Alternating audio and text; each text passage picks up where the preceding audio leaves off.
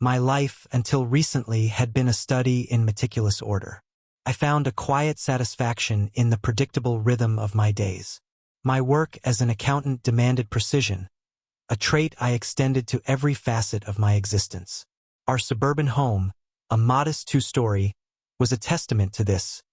Every object in its designated place, every routine adhered to with unwavering consistency.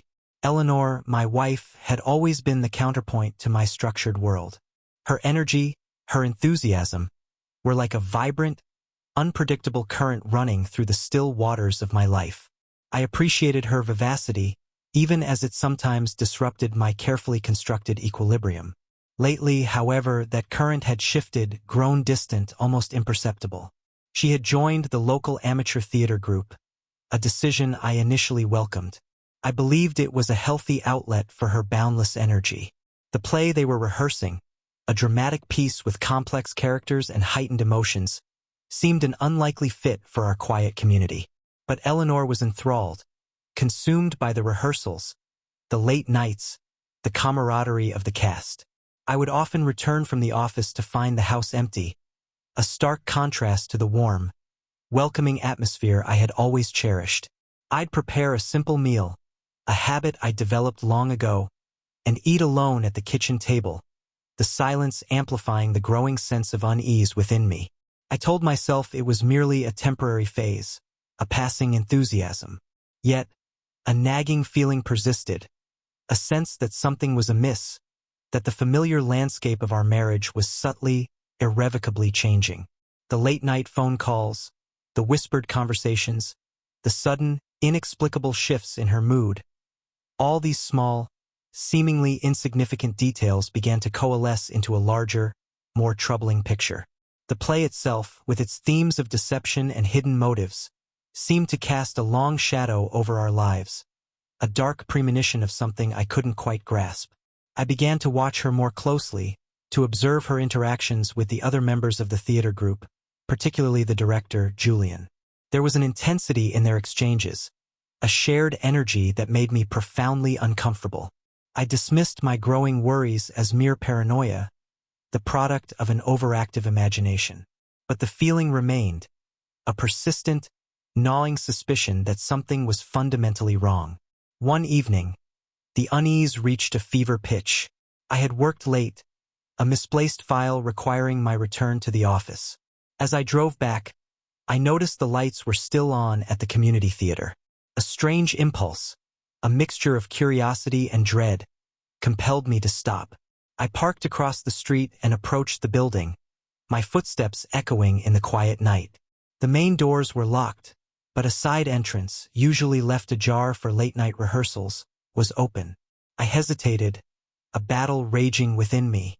Was I crossing a line? Was this an invasion of privacy? But the need to know, to dispel the growing suspicion that had taken root in my mind, overrode my reservations. I slipped inside, the hushed atmosphere of the theater enveloping me. The stage was dimly lit, casting long shadows across the empty seats. I moved cautiously, my heart pounding in my chest. As I approached the stage, I heard voices low and intimate. I peered from behind the heavy velvet curtains, my breath catching in my throat. There, in the pool of soft light, stood Eleanor and Julian. They were locked in an embrace, their bodies pressed together, their lips intertwined in a passionate kiss. The scene was not part of the play. It was raw, unscripted, and undeniably real. The world seemed to tilt on its axis. The carefully constructed order of my life, the meticulous routines, the quiet contentment, all of it shattered into a million pieces. I stood there, frozen, watching them, a silent observer to my own destruction. The emotions swirling within me were a chaotic mix of disbelief, anger, and a profound sense of betrayal. I felt like a character in one of Eleanor's melodramas, thrust onto a stage I never wanted to be a part of. The sight of their embrace, their intimacy, seared itself into my memory, a wound that would never fully heal. I retreated as silently as I had come. The image of their betrayal burned into my mind. The night air was cold against my skin, a stark contrast to the heat of the emotions raging within me. As I drove home, the streets blurred, the houses and trees melting into an indistinguishable mess. The world I knew, the life I had built, had vanished, replaced by a chilling emptiness. Couldn't sleep. The image of Eleanor and Julian, their illicit embrace, played on an endless loop in my mind. Every time I closed my eyes, I saw them, their bodies entwined, their faces flushed with passion. The betrayal was a physical blow, a visceral pain that radiated through my entire being. I tossed and turned, the sheets tangled around my legs, the pillow damp with perspiration. The clock on the nightstand ticked relentlessly, each second a hammer blow to my fractured psyche. As dawn approached, I finally gave up on sleep. I got out of bed, my body stiff and aching, and went downstairs. The house was silent, the air heavy with the lingering scent of Eleanor's perfume. I wandered aimlessly from room to room, each space filled with memories, now tainted by the knowledge of her infidelity. I found myself drawn to the living room, where Eleanor had left her theater bag. It lay on the floor, carelessly discarded, a symbol of her newfound passion. I hesitated, a flicker of guilt momentarily surfacing. But the urge to know, to understand the depth of her betrayal, was overwhelming. I reached into the bag and pulled out the script of the play. The cover was worn, the pages dog-eared and marked with Eleanor's annotations. I sat down on the sofa and began to read. The play, a twisted melodrama titled The Serpent's Kiss, was a tale of love, betrayal, and revenge. The characters were archetypal, their motivations exaggerated, their emotions heightened to a fever pitch. As I read, I was struck by the parallels between the play and my own situation. The protagonist, a woman named Isabella, was trapped in a loveless marriage, her husband a cold, distant figure. She finds solace in the arms of another man, a charismatic artist who awakens her passions. The dialogue was florid, the imagery overwrought, but beneath the melodrama, I recognized a chilling reflection of my own life. Eleanor's character, a supporting role, was Isabella's confidant, a woman who encourages her friend's infidelity. As I read her lines, I heard Eleanor's voice, her inflections, her laughter. It was as if she were speaking directly to me, mocking my ignorance, my naive trust. The play became an obsession. I carried it with me everywhere, reading and rereading the lines, searching for clues, for hidden meanings. I began to see the play not as a work of fiction, but as a blueprint for Eleanor's betrayal. The characters became real people, their actions and motivations mirroring those of my wife and her lover. The script was a window into their secret world, a world I had been excluded from.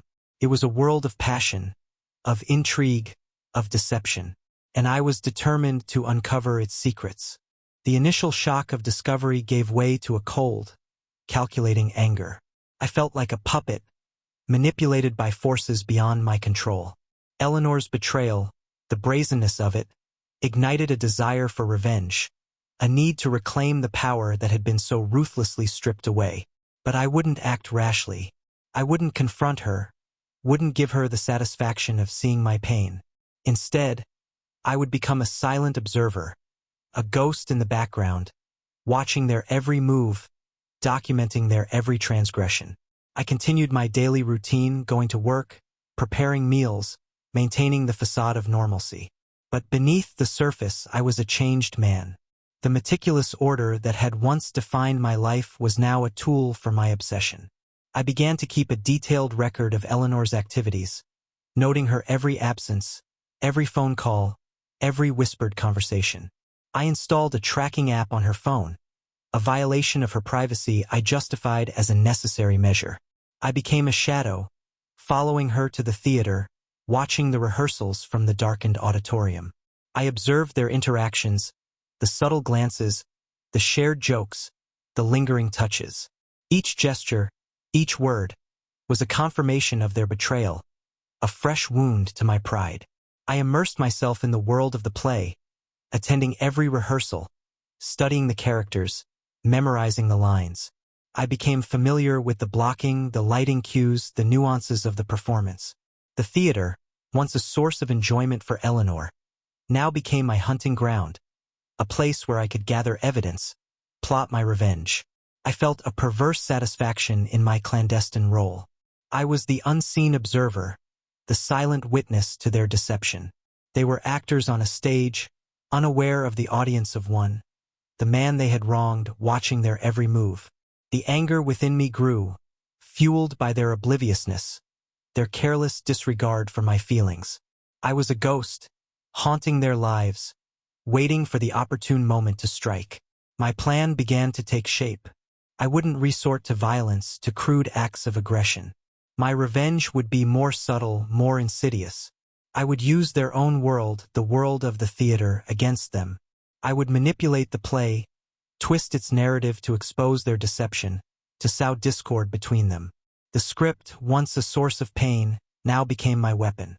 I began to make subtle changes, altering lines, inserting words and phrases that would carry a double meaning, a hidden message intended for Eleanor and Julian. I worked meticulously, carefully crafting each alteration, ensuring that the changes would blend seamlessly with the original text. I replaced innocuous phrases with veiled accusations, coded messages that would resonate with their guilty consciences. I introduced lines that mirrored their real-life affair, their secret rendezvous, their whispered conversations. I knew that Eleanor, with her meticulous attention to detail, would notice the changes.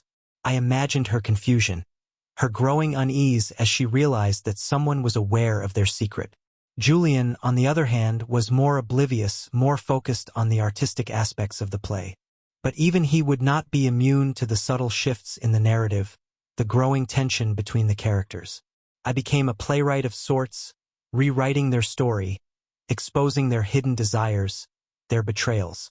The play, once a reflection of their affair, now became a tool for my revenge. I was the puppet master, pulling the strings, manipulating their emotions, orchestrating their downfall. The theater, once a place of escape for Eleanor, now became a prison, a stage where their sins would be exposed. I relished the power, the control I wielded. Each altered line, each subtle change, brought me closer to my goal. I was no longer the passive observer, the silent witness. I was the architect of their destruction, the author of their downfall. The next rehearsal was electric. I sat in the darkened auditorium, my heart pounding with anticipation. The altered script lay in my lap, the pages filled with my carefully crafted manipulations. I watched as Eleanor and Julian took their places on stage, their bodies close, their voices mingling in the hushed theater. The scene they were rehearsing was a pivotal one, a confrontation between Isabella and her lover, a moment of high drama and raw emotion. As Eleanor began to speak, I held my breath. Her voice faltered, her eyes darting nervously around the stage. She stumbled over the altered lines, her delivery hesitant, uncertain. Julian, ever the director, frowned. Eleanor, what was that? You're losing your focus. This scene needs passion, conviction. Eleanor's cheeks flushed. I'm sorry, Julian. I'm just a little tired. Tired? This is the climax of the play. You need to be on fire, not fading out. He stepped closer, his hand resting on her arm. Let's try it again. And this time, give it everything you've got. They resumed the scene, but the tension was palpable. Eleanor's performance was stilted, her eyes filled with a flicker of fear. She glanced towards the darkened auditorium, a fleeting moment of paranoia that sent a thrill through me. She was starting to unravel. The seeds of doubt had been planted. Julian, oblivious to the undercurrents, continued to push her, demanding more intensity, more emotion. He was blind to the real drama unfolding before him, the psychological game I was playing. I watched, a grim satisfaction growing within me. My manipulations were working. The play, their sanctuary, was now a source of anxiety, a reflection of their own hidden fears. The lines between fiction and reality were blurring, and they were losing their grip on the narrative. My influence extended beyond the script. I began to subtly manipulate the staging, the lighting, the very atmosphere of the theater. I would arrive early, making minor adjustments to the set, shifting props, altering the angles of the spotlights. During one rehearsal, I dimmed the lights during a particularly intimate scene between Eleanor and Julian, casting long shadows that obscured their faces, creating an atmosphere of secrecy and suspicion.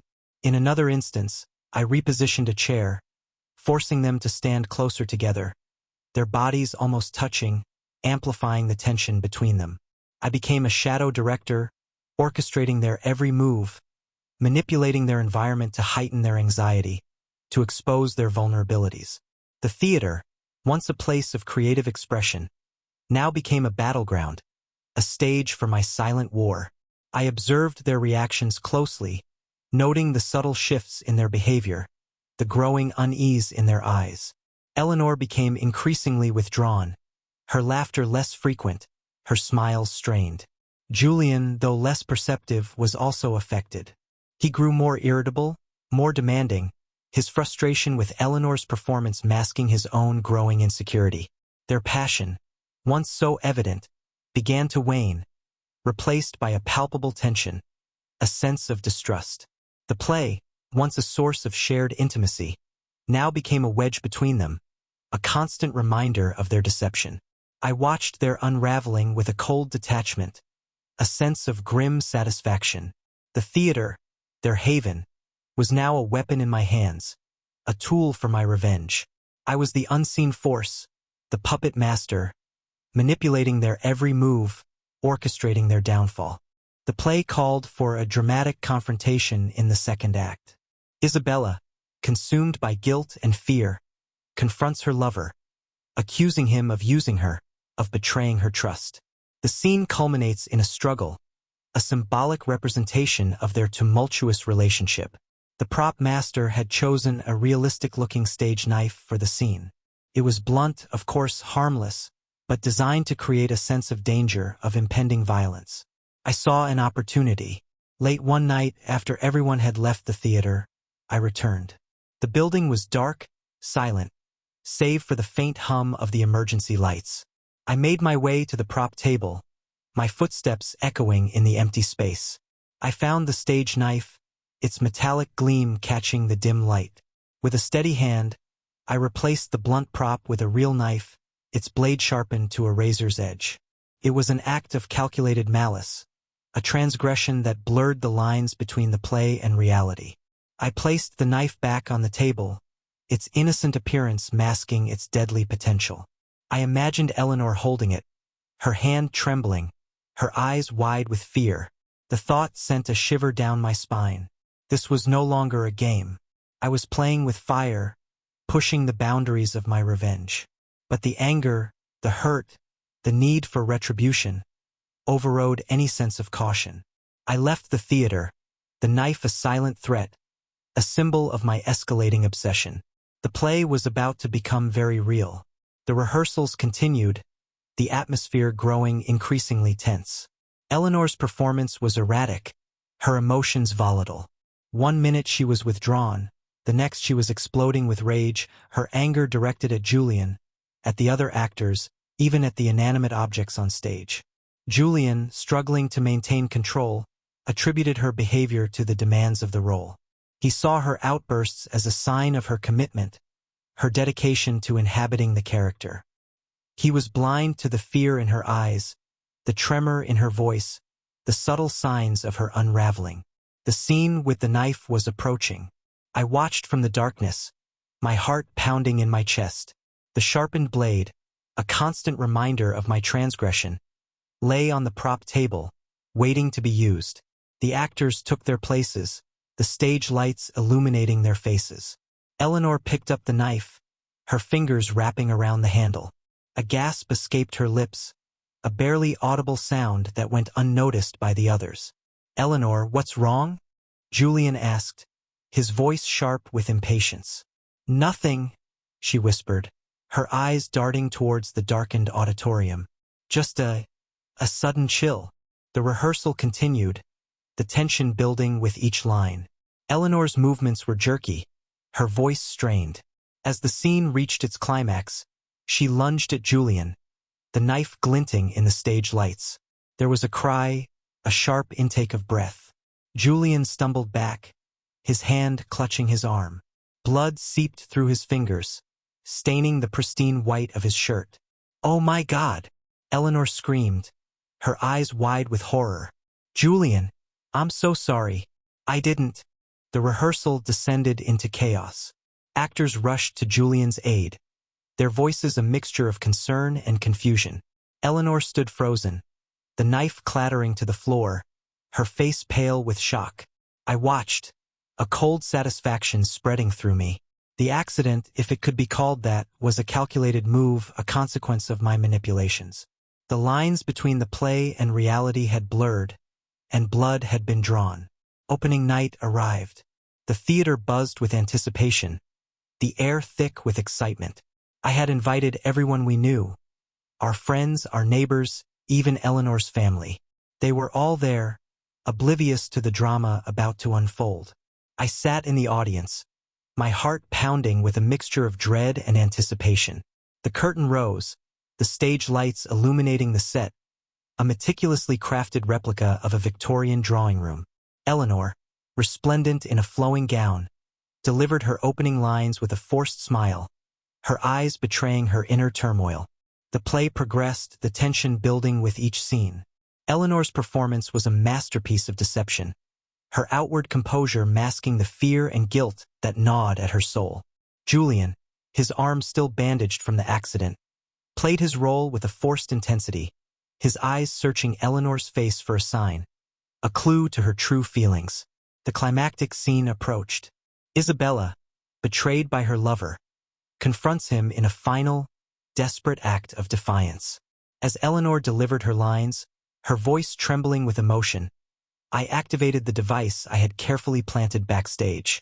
A voice, amplified by the theater's sound system, filled the auditorium.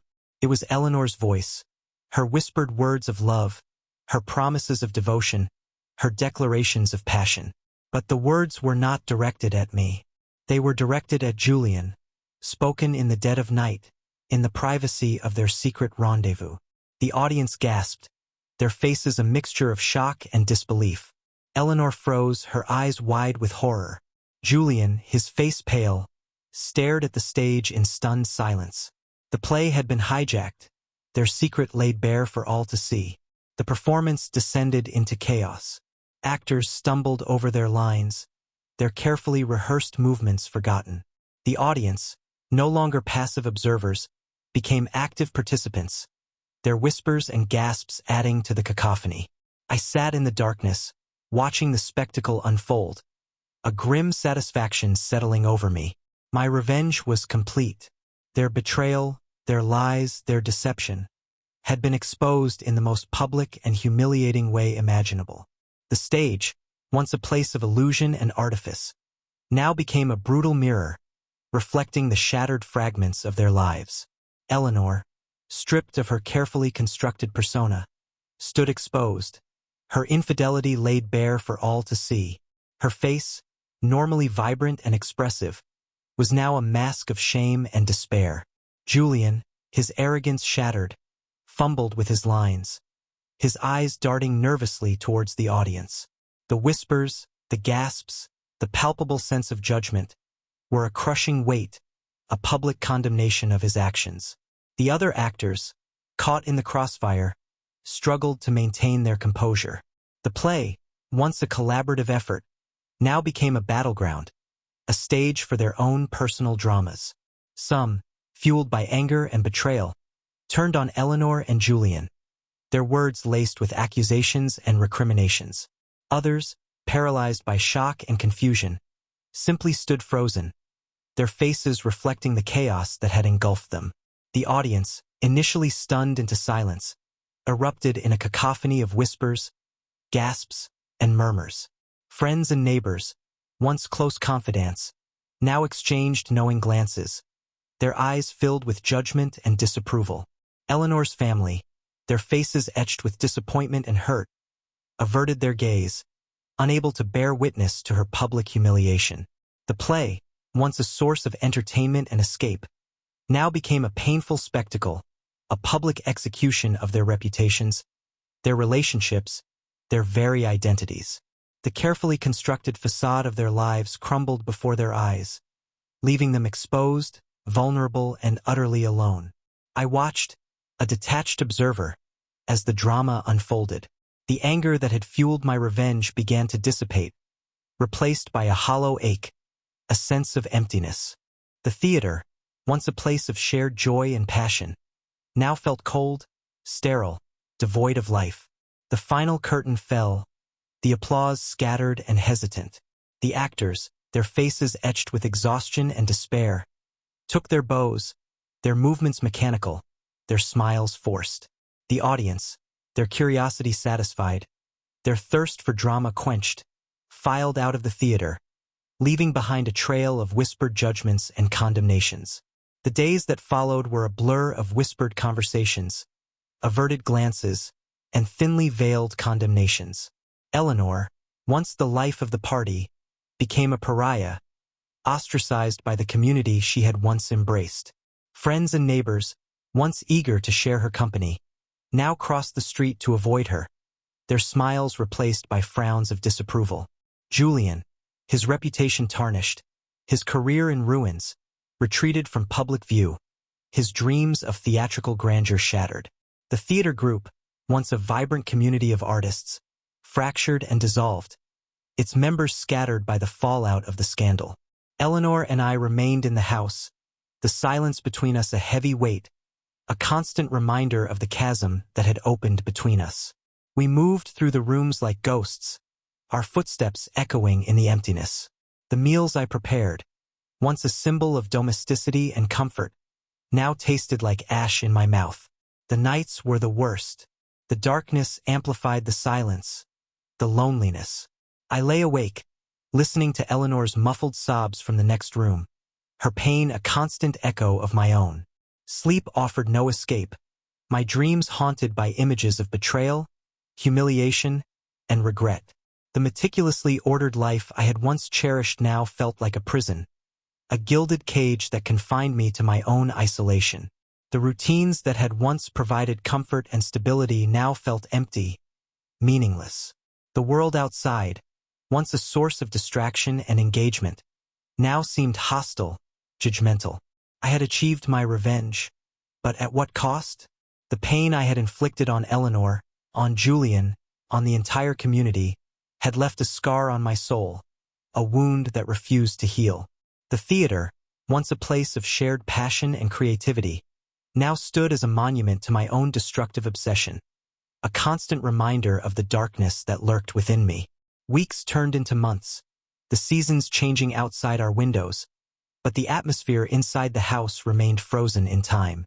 Eleanor, once a whirlwind of energy and enthusiasm, became a shadow of her former self. Her laughter, once a constant melody in our lives, was now a distant memory. Her eyes, once sparkling with joy, were now dull with sadness and regret. She moved through the house like an automaton, performing the motions of daily life with a mechanical precision that was both heartbreaking and unsettling. She cooked meals that neither of us could eat, cleaned rooms that remained perpetually empty, and watered plants that had long since withered and died.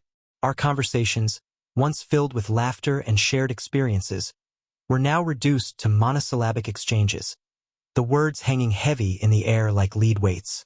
We spoke only when necessary, our voices devoid of emotion, our eyes carefully avoiding any meaningful contact.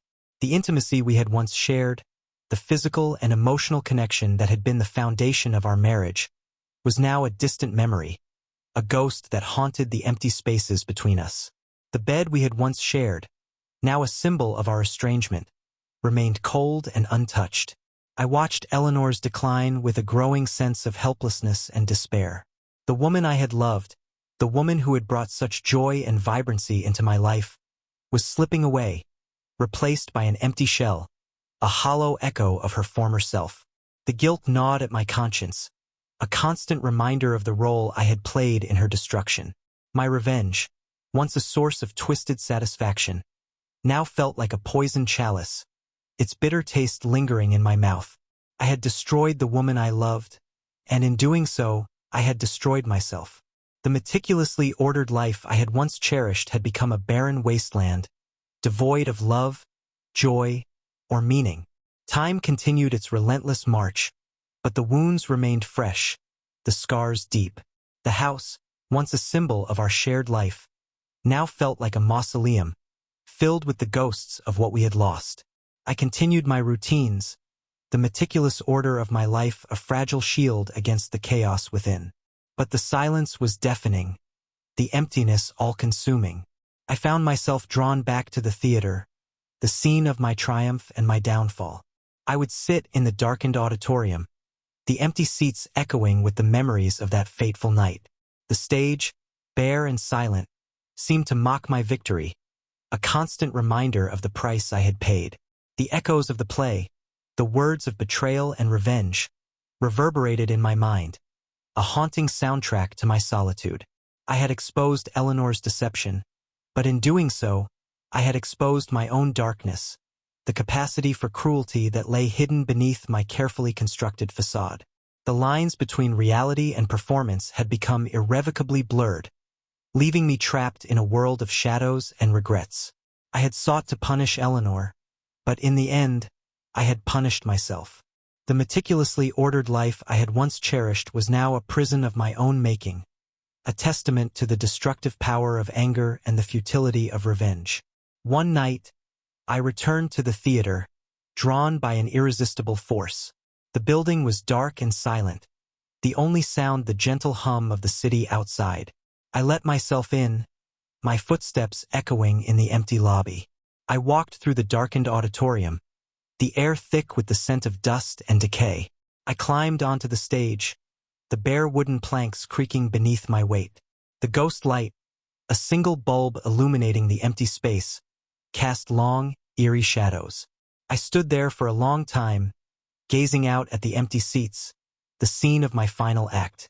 The memories flooded back, the faces of the audience, the sound of Eleanor's voice, the weight of the knife in her hand. A wave of regret washed over me, a profound sense of loss. I had sought to control their narrative, to manipulate their emotions, but in the end, I had lost control of my own. I had sought revenge, but I had found only emptiness. I raised my hands and began to clap, slowly at first, then with increasing force. The sound echoed in the empty theater, a solitary applause for my own dark masterpiece, a testament to the tragedy I had created. The applause faded, leaving only silence.